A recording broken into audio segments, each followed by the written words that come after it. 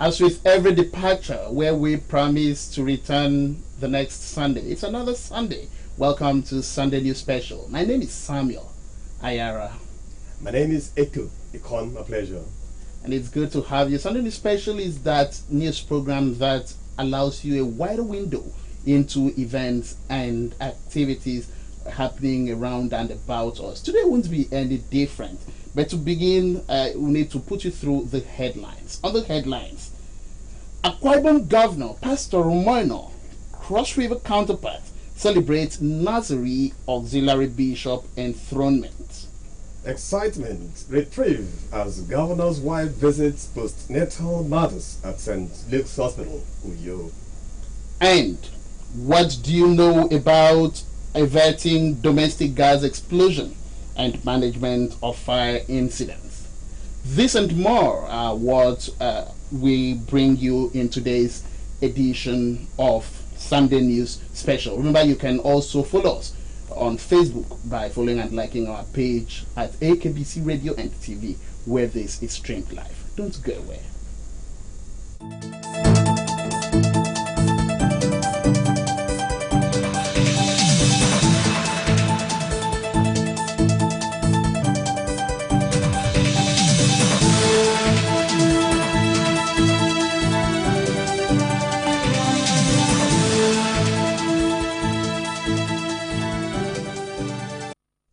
Welcome back.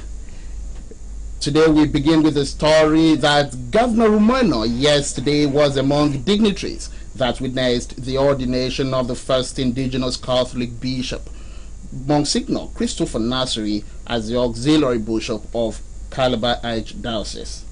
Held at the St. Paul's Parish, University of Calabar, the service officiated by the diocesan archbishop, Most Reverend Joseph Ekuwem, was also attended by the Cross River State Governor, Senator Bassey Otu, and Governor of Yaoundé in Central Cameroon, Mr. Paul Nasiri. The governor, according to Patience John, congratulated the cleric and prayed him God's grace. Governor Moino, in acknowledging the services of clergymen in building the church and society, encouraged them to keep up as God will reward their labor. The governor extolled Archbishop Joseph Ekuwem of the Calabar Diocese for his selfless service to the church in humanity over the decades, and expressed the hope that he will return to Akwa Ibom, where his contributions to the development of the state will be appreciated. Governor Moino also used the occasion to announce the death of a former prelate of Methodist Church Nigeria, Sunday Mbang, which is described as a big loss to the state and the church. Let me especially salute the Obong of Calabar and the wife and the members of the Traditional Rulers Council. We'd like to thank God for the privilege He has accorded us to come here today to share in this ordination service. And I'm sure we go back with blessings for our state, Akwa Ibom State. We'd like to congratulate you, sir, on this celebration, and we trust the Lord to guide you and to help you. We trust that as you begin to wind down your tenure in office, you will consider settling back home in Akwa Ibom State. We know you have a choice where to settle, but we're making an offer that we'll be ready to receive you back home, because we need fathers now. You are aware that God has recently called to glory one of our greatest fathers in faith. We need fathers like you to continue to pray for our both states, and we thank you. The Cross River State Governor, Senator Bassey Otu, expressed delight to share fellowship with Governor Moino, whom he described as a good man and God's blessing to Akwa Ibom people. That it is God's time for Cross River State. That is why things are happening like this. You have seen what Pastor Moino has done this morning. It is said, when the righteous rule, the people rejoice. Let me seize the opportunity on behalf of all Cross Riverians and all those residing in Cross River to congratulate our Bishop Nasiri. God has a reason why he has bestowed this crown on you. And I know that he has deemed you fit. All we can do as Cross Riverians is to have you in our prayers that you succeed in this responsibility. The Archbishop Calabar Archdiocese of the Catholic Church, Joseph Ekuwem, and the newly ordained Auxiliary Bishop, Christopher Nasari, in their separate remarks, thanked the guests for honoring them and advised the governors to see themselves as instruments of service to the people, as well as work for the unity of Akwa Ibom and Cross River states.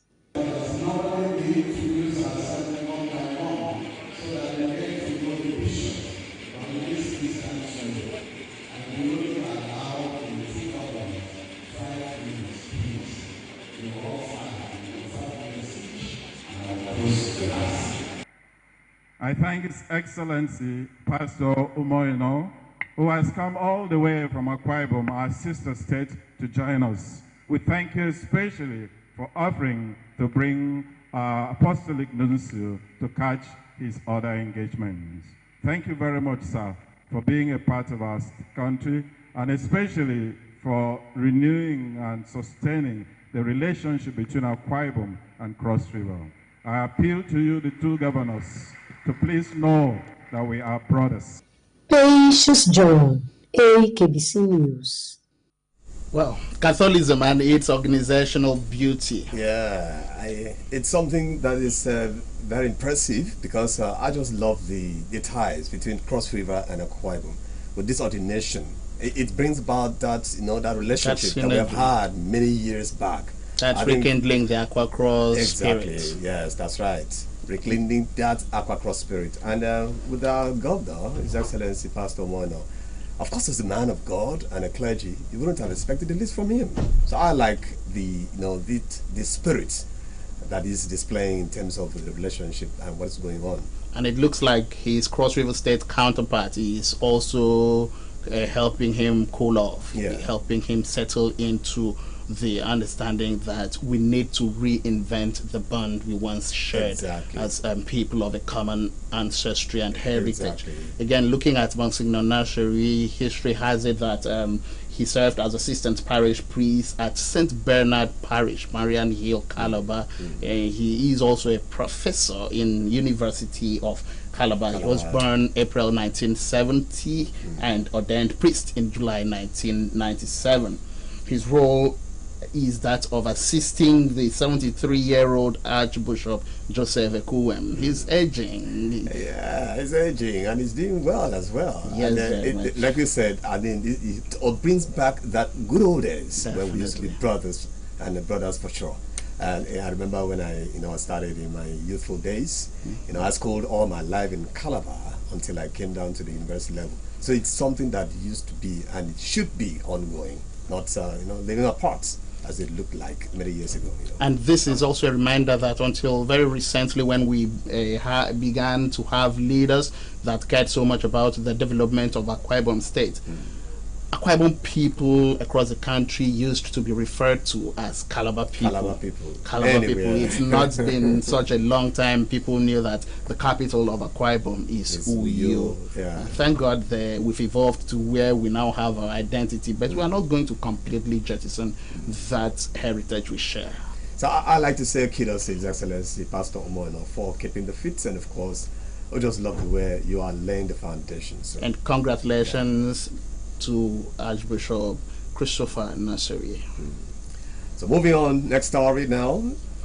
The joy of nursing mothers at St. Luke's Hospital, Anwa Uyo, on Saturday knew no limit when the wife of the Akwa Ibom State Governor, Pastor Patience Umoino, paid an unscheduled visit to the facility to share in the joy of mothers of newborn babies.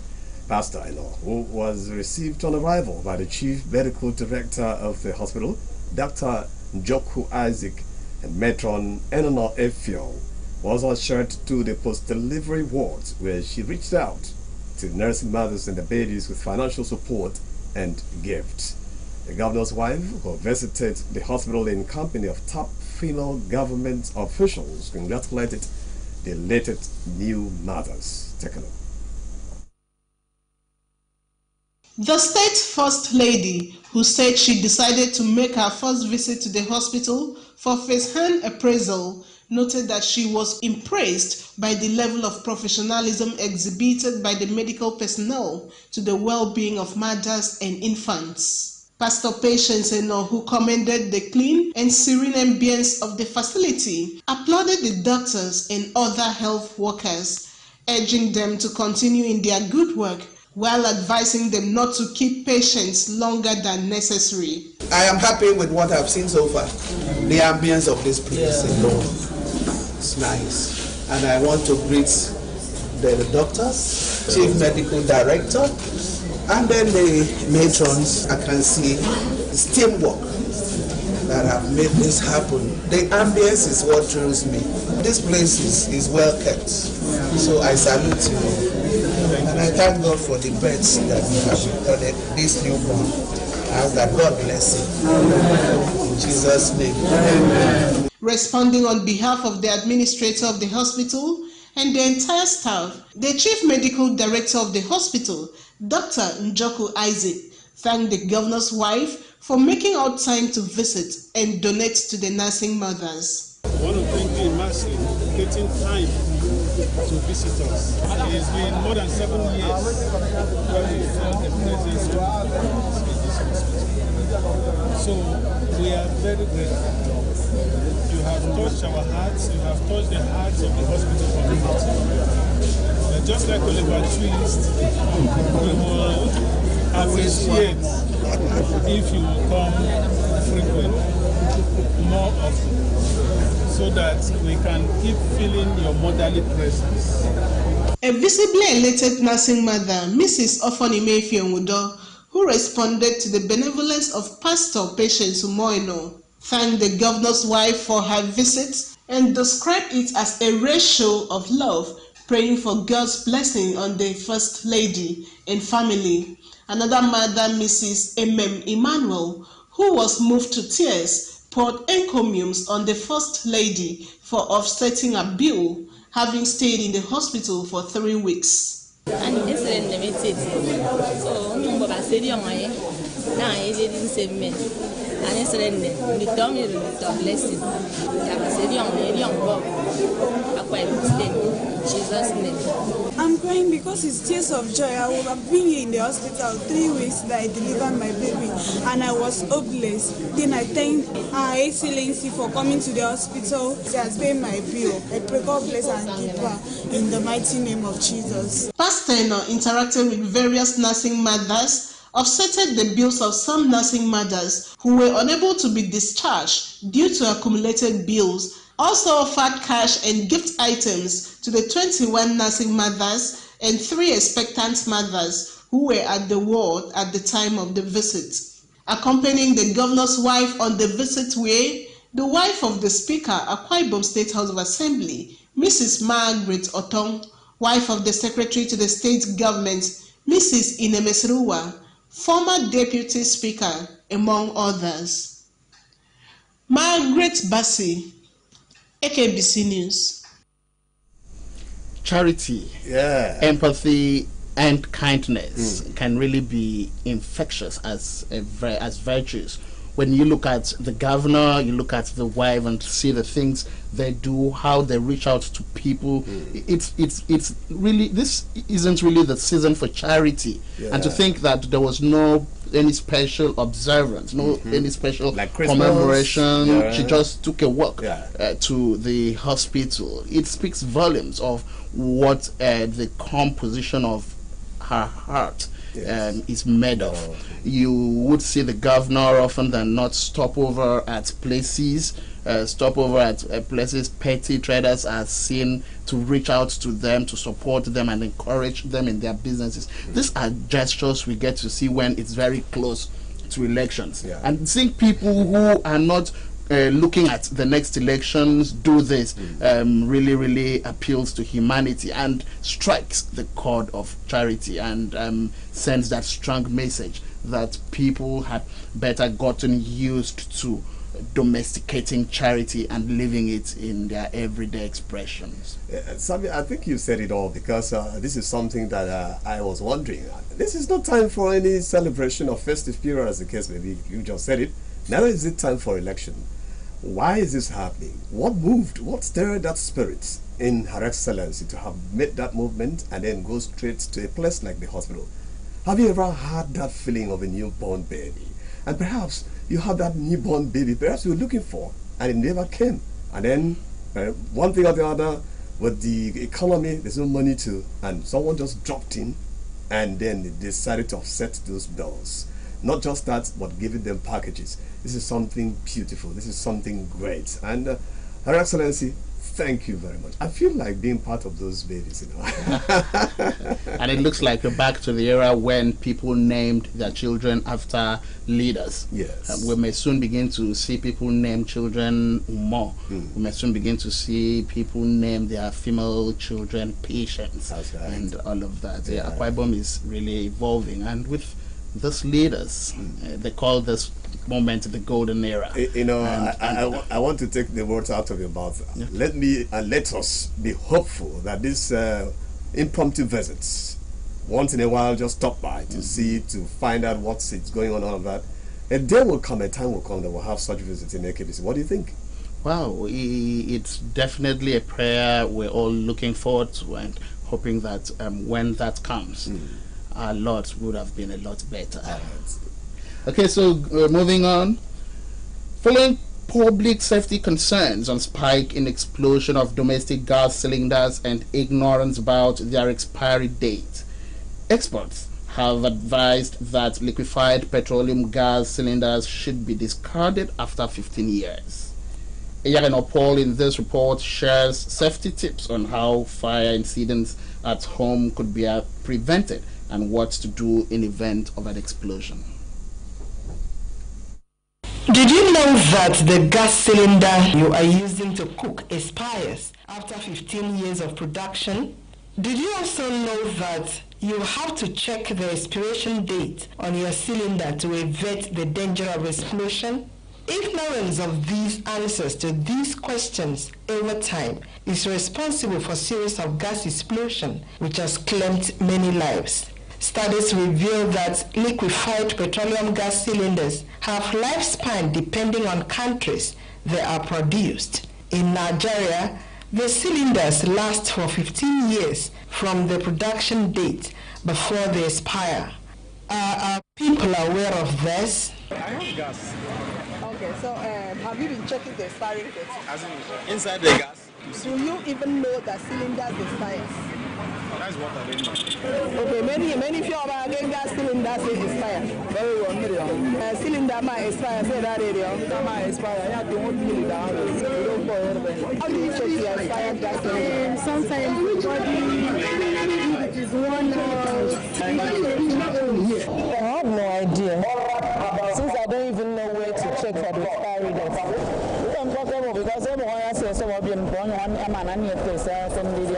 According to Standard Organization of Nigeria, users of gas cylinders should check the handle or base of the cylinders for expiry date to avoid fire incidents or check the foot rings. Gas cylinders have inscriptions like T-date, TD. T means test, year of manufacture, and lifespan. It therefore means that if a cylinder is produced in 2006, it has expired in 2021.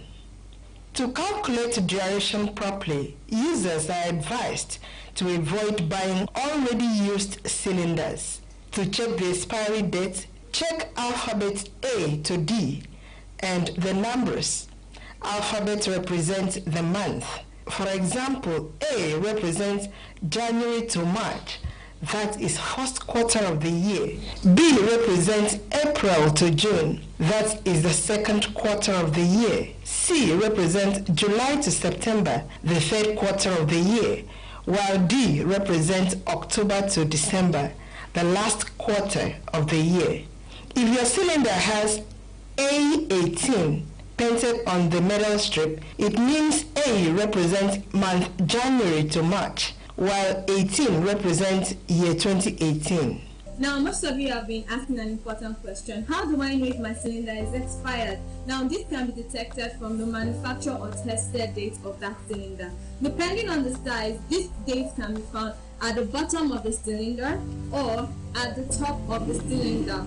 Also, depending on the manufacturer, these dates can be represented as plain numbers which show the month and the year, or as alphanumeric codes which consist of a letter A, B, C, D, and a year. The letters A, B, C, D represent either the first, second, or third quarter of the year. For instance, a cylinder with a manufacturer tested date of A 2021 shows that that cylinder was manufactured in the first quarter of the year 2021. You should also note that every cylinder has a lifespan of 15 years. So all you have to do is add 15 years to the manufacturer tested date. That way you know if your cylinder is expired or not. It could be on the upper part or bottom part of the cylinder, depending on its design. On the right top, you will see TW, TP, WP, LPG, and finally tested, which is our area of interest. If the cooking gas cylinder was tested on 5th month in 2019, that means it will expire on the 5th month in 2034. If by any chance the cylinder explodes, here are safety tips according to experts.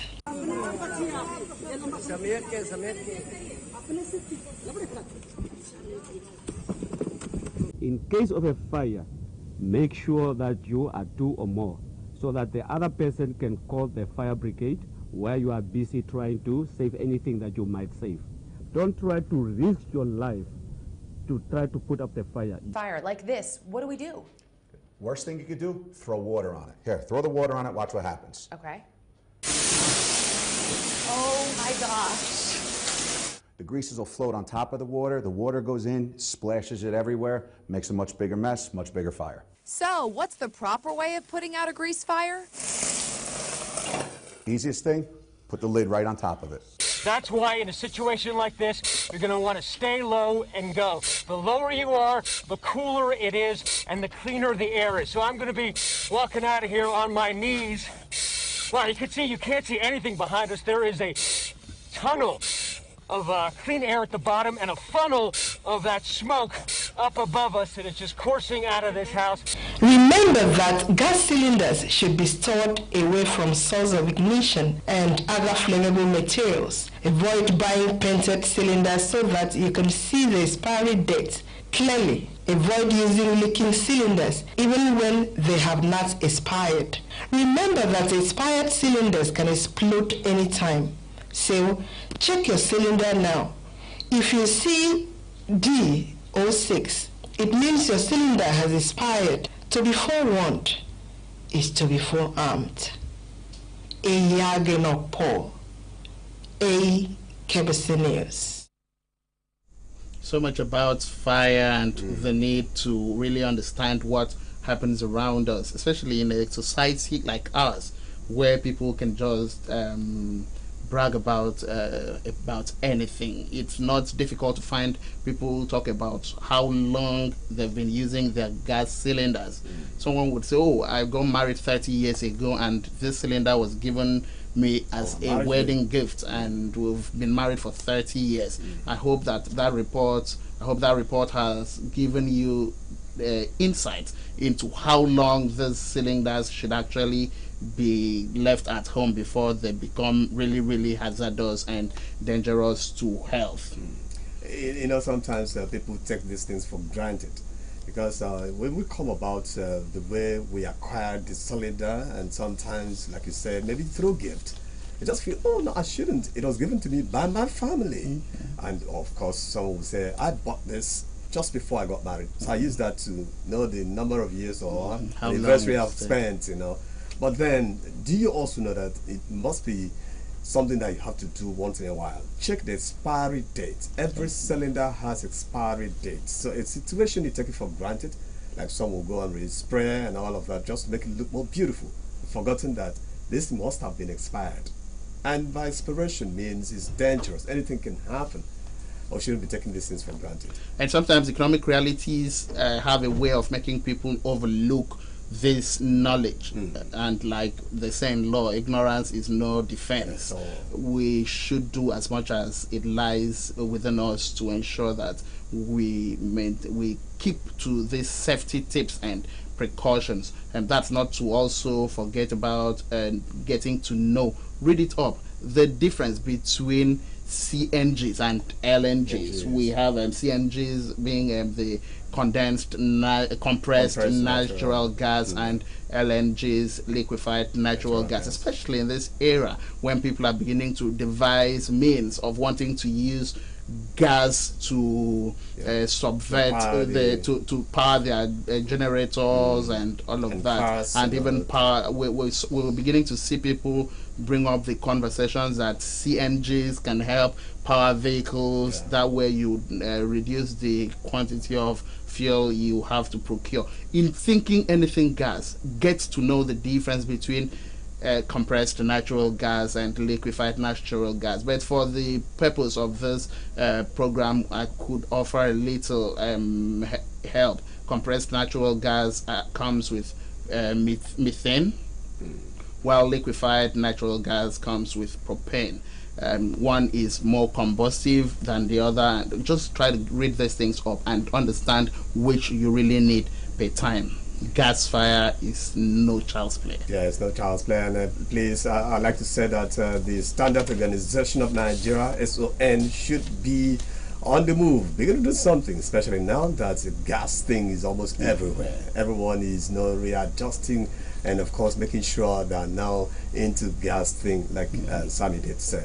I don't know if you have a place like that in Uyo, where they are, the SON. I would tend to sometimes seem to see their signage around the Federal Secretariat. But trust me, for as long a time as I have stayed in this town, I've never come by any situation I saw officials of Standards Organization of Nigeria on the street or at shops checking to know which of these commodities have actually passed, they can actually pass the standard test and the likes. We hope that this puts them on their toes to begin to deliver on their mandate. All right, so that's it. Next, we'll move on to the next story. Shopping is an activity most people, regardless of financial status and social class, enjoy. The difference in shopping temperament lies in the balance between shopping for wants and needs, as the anxiety of compulsive buying does no good to a person's finances. Experts, according to Augusta Essien in this report, describe compulsive shopping habit as a disorder. That massive online store, shoes, shirts, bags, thousands of products, and they deliver everywhere in Nigeria. On television, radio, billboards, flyers, and now online, advertising for new products such as food items, gifts, cosmetics are dominant. While some people give in to these temptations and buy even more than they need, but for pleasure, there are some whose shopping habit goes beyond the occasional impulsive buying. The shopping habit, left unchecked, becomes an addiction without focus or a list in spite of scarce finances. Most people may not resist picking unneeded items in the supermarkets, especially those displayed on the cashier's counter, even when window shopping, even as special market days are jam-packed, especially Uraitaita. When shopping becomes an addiction, the buyer cannot resist the temptation of shopping compulsively. Such people, who may be termed shopaholics, may wreak havoc on their finances and relationship due to debt.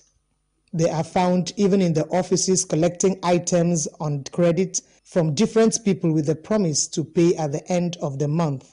Debtors are not necessarily shopping addicts, but addicts are almost always debtors. It's essential also to note the difference between enjoying shopping and having a shopping addiction. Obsessive and uncontrollable urge to buy things is a disorder, which researchers refer to as compulsive spending and pathological buying, similar to other behavioral addiction like gambling, overeating, drug, lying, watching television in excess, or anything anyone does in excess due to social psychological problems like depression, stress, anxiety, and grief to achieve temporal relief. Today, I want to talk about impulse buying. Hi guys, my name is Toke. I'm a shopaholic. I'm addicted to shopping. Even in the department store, I end up buying, and it's a problem. Like, I buy things that I don't need. I buy things that I did not plan to buy. And I'm sure a lot of women can relate to this if we're all going to be honest for a little bit. Impulse buying is a very, very horrible habit. I've convinced myself in that hour, in that moment, in that second that I actually need it. And I get home, and maybe it's like a week or 2 or 3, I begin to see how useless this thing is to me. I wouldn't give it away, and I'm just staring at it. So I have been struggling a lot this year, but I think I've made some progress. So I thought such purchasing may include buying a diamond-embedded underwear, 5 mobile phones at a time, different shades of same color of shoes and bags. By the way, is it men or women who have a greater addiction to shopping? What are the effects of shopping addiction? Even the ones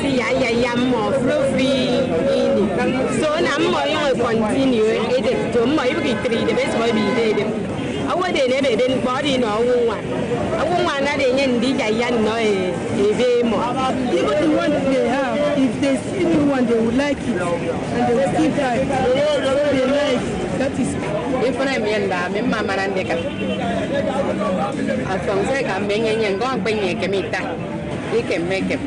I'm out or I'm going to carry them for the Yaka and I am more. Sorry, the Mecca. Some people will have why others will lack. So those people that you check, you find that in one word that they are getting it, will buy. Why the richer will be getting richer, the poor will be getting poorer.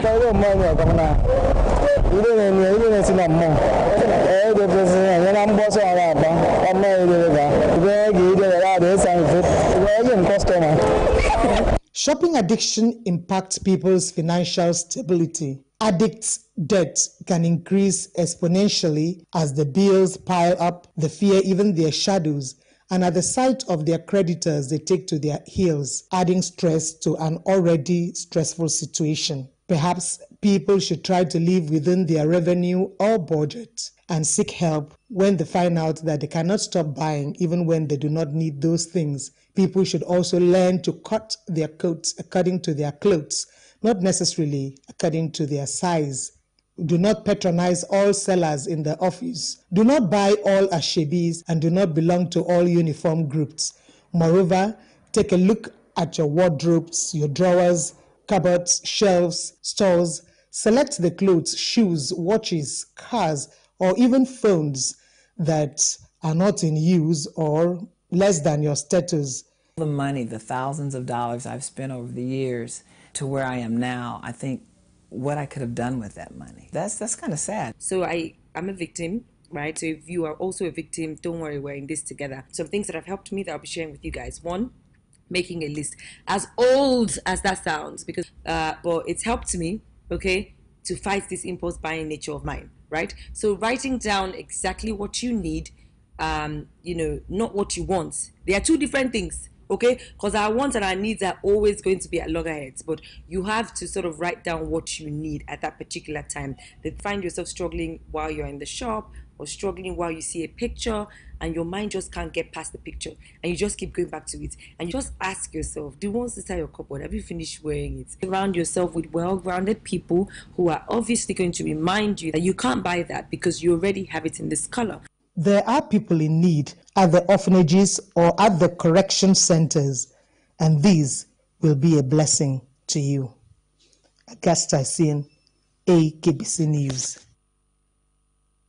A disorder really aptly describes the habit of wanting to shop for everything, compulsive shopping and the likes. I wonder if people are still indulging that in this difficult economy. Oh yeah, I know of a friend who does that mostly because every time he sees a good shoe, he goes for it. shoes, wristwatch, and belt. Anytime he sees it, he goes for it. And I told him, I said, you're not just only going to be a shopaholic, but you're going to have some problems because you run out of cash, and then you'll be looking for ways to get some borrows, in order to get that particular shoe. And it's not the best. With this economy, I think we should be careful. Yes, buy the things you need, not the things you want. Okay, so we slip into a break, but when we return from the break, we will be putting you through perspectives on parenting as World commemorates 2023 Parents' Day. Don't go away.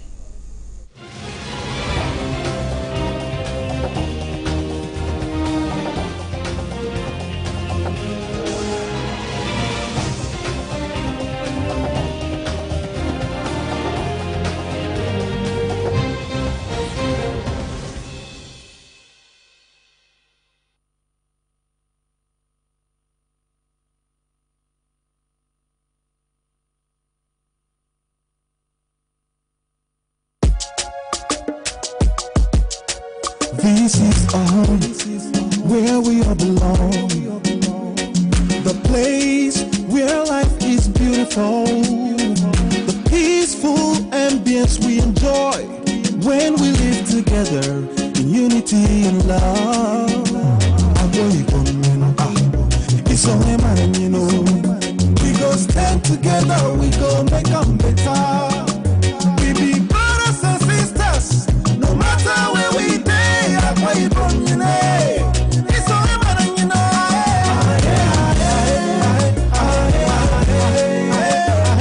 no matter where we day, we are one.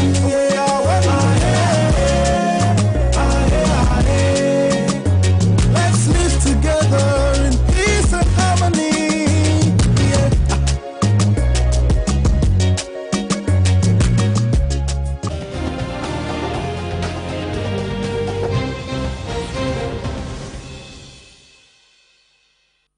Welcome back. It's still Sunday News Special on AKBC TV.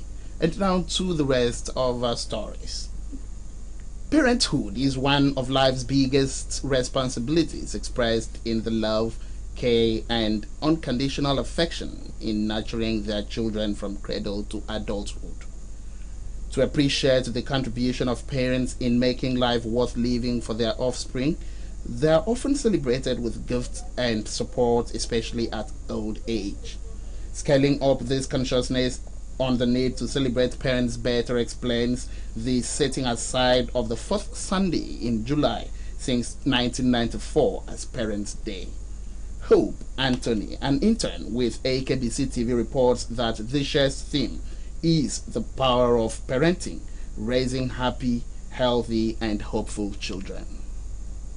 Everyone belongs to a family where parents play a central role in the children's upbringing, except in some cases where persons have had to grow without a father or mother, and worse still, without both. Such people have either lost their parents to death, separation, or maybe a situation where their parents have not taken responsibility for them because of unpreempted situation, such as poverty or sheer irresponsibility. Ask people in the orphanage, some who are housemaid, those who have not ever seen their parents, how they feel when they take some defining steps in life and their parents are unavailable. Parents offer identity, love, care, protection, economy, security, and stability to their children and adolescents. Even up to adulthood, parents still offer assistance and advice to their children and get blamed by the society. Mupempo Christianity nekebo no nyefon na de penwe bladeshin ke adunam abono yagafon.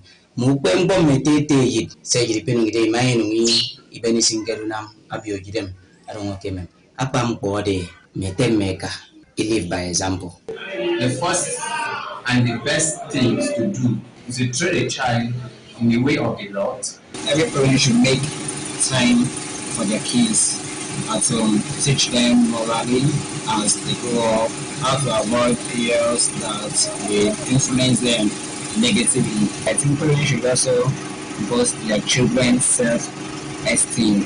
Help in their responsibilities for the children and their families, and also train the children in a godly manner.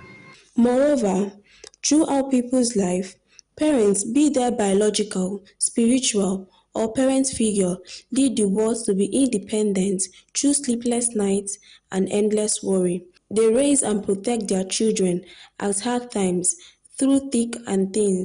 They fasten their belts to ensure their children get proper education, skills, and learn to be core parts of the communities. In recognizing, uplifting, and supporting the role of parents, most people go a long way to reciprocate their sacrifices in not just celebrating their parents, but take care of them at old age and ill health. Even when one's parents die untimely or old age, people grieve uncontrollably from their loss. Others immortalize their names. It is therefore out of place and shameful, especially in this part of the world, to see people neglect their parents, even when they, the children, are living in affluency, labeling one's parents' names like witches when a person fails to achieve his desire has been frowned at. Raising one hand to or talking back at one's parents is considered a sacrilege in Akwa Ibom culture, while it is seen as bad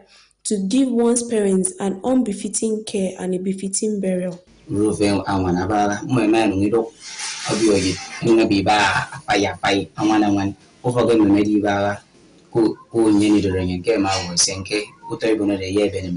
Society.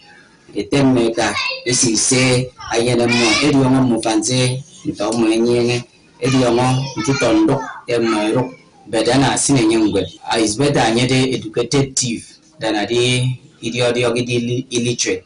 But by the time you train a child and you grow up in the way of the Lord, you might deviate from it. You will stay on it. Even the parent, the mother, the father, and the people around you will not be glad they have the children, and the children has grown and become irresponsible. But once you have a child grow up to become responsible in society, the society will be. So it is advisable that every parent should be flexible and willing to adjust their parenting style to train up a child in the right path. Parents also need to show their children unconditional love. They have to provide for the family. They have to make provisions for their children to be trained educationally. To the family, support the family financially. Think of visiting and spend time with your parents more often. Send help or assistance more regularly. Showing love, care to one's parents who did or did not live up to their own responsibilities is the children's responsibility. Hope Anthony, AKBC News. Well, with numerous Mother's Day and just maybe one Father's Day a year. I love it. I love the way you put maybe one Father's Day. It looks like the Parents' Day is just an icing. Yeah, an icing indeed. And we can never be tired of celebrating them, no doubt about that, especially those good ones. So, kudos to all parents. You're celebrated as well. Moving on, our last package for tonight. It was an exciting day for pupils, students, teachers, and parents of Wells International Schools in Yangaiti, in Surubim government area, as they celebrate their end of year and graduation ceremony.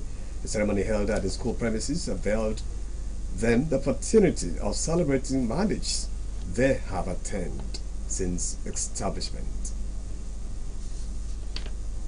His valedictory speech, the proprietor of the school, Mr. Niekeme Ndaisien, emphasized that Wells International Schools aims at providing quality and affordable education to the children in the rural areas, which explains why the school is sited in the area. He tasked them to seek more education, shun all manner of social vices, urged them to be more focused in their studies, especially during the holidays. Mr. Ndaisien also commended the state governor, Pastor Moino, for his educational-friendly policies, which he noted will enhance the development of the state. I'm always intentional about the motive and the intentions of Wells International Schools. I appreciate every bit of work you've put into Wells International Schools. We always come to change and to innovate, to bring innovative mind in Wells International Schools, and we will still expand as long as Wells International Schools is concerned. On her welcome address, the supervisor of the school, Ms. Idiong Udwak, noted that the school, which started with 5 pupils and students in 2020, has made a remarkable progress not only in numerical strength, but also in quality of teachers, facilities, internet services, computer and science laboratory, musical and sporting equipments. Today's success did not come by accident. It is as a result of proprietors, and staff and management who have molded these children, grown, coached, and given them all the necessary assistance in the area of learning and developing their milestone in education. The school administrator, Mr. Elijah Akpan, announced that the school is organizing a summer camp 2023 tagged Wells Upskill from August 7th to September 1st at the school premises, where the students would be trained on various skills. Urge interested candidates to call 0903 041 5355 and 0815 313 1314 or visit the school premises at Ikoru Dota Road, Ikoru Nyangeti, Nsurubium local government area to get registered for 2,000 naira. So if you study extraordinary people, you will understand that they all work extremely hard to get to a point which they are. Hard work is the key to success. Just like I said already. Expressing satisfaction over the development of the school, the village head of the area, Ethidon Matthew Moses Essien, prayed for the growth and development of the students and urged the pupils and students to take their studies seriously, while some of the graduating students commended the school for impacting their lives and their parents for investing in their future.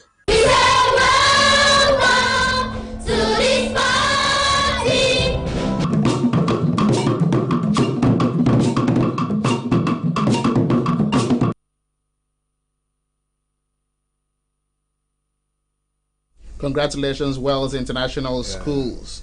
Academics, skills, or play, or if you like, rest. And parents will in the coming days have to choose what they want for their children as the long holidays set in. Yeah, it's just like foundation. The best you put or you lay, that's exactly what you reap in future. So to all the children and pupils of Wells International Schools, congratulations. Of course, to the parents as well. Congratulations. Okay, that's where we bring today's edition of Sunday News Special to a close. But I hope that you will just sit by and keep expecting and trusting that by next week Sunday, another edition of Sunday News Special will come your way. All right, so from me, my name is Etiop Ikon saying good night and God bless. And I'm Samuel Ayara. Good night.